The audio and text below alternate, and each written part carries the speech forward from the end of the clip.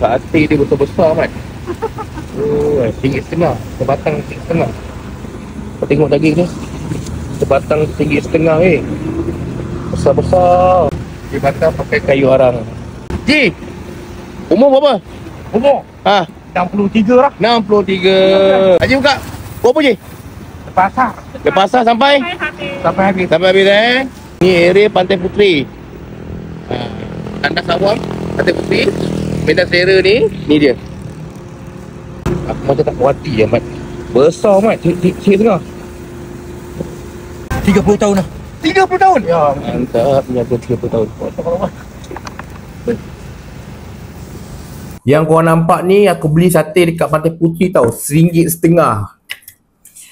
Aku tak tahu lah dia nak menjaga ke dia nak sedekah. Besar. RM1.50. Daging ayam besar-besar. RM1.50. Sama jaga dia. Ini nak menjaga ke nak sedekah?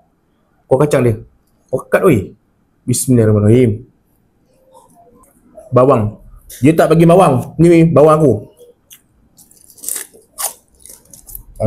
Daging dia ni ada yang lembut, ada yang liat. Tapi ingat, tapi dia tak ada pakai lemak.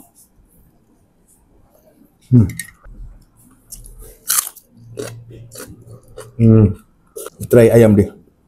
Besar weh. Kuah kacang dia pekat. Pekat pak. Kuah kacang dia pekat.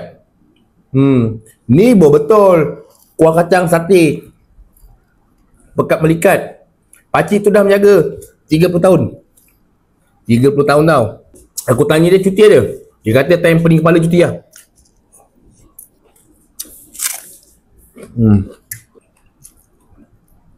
Pekat.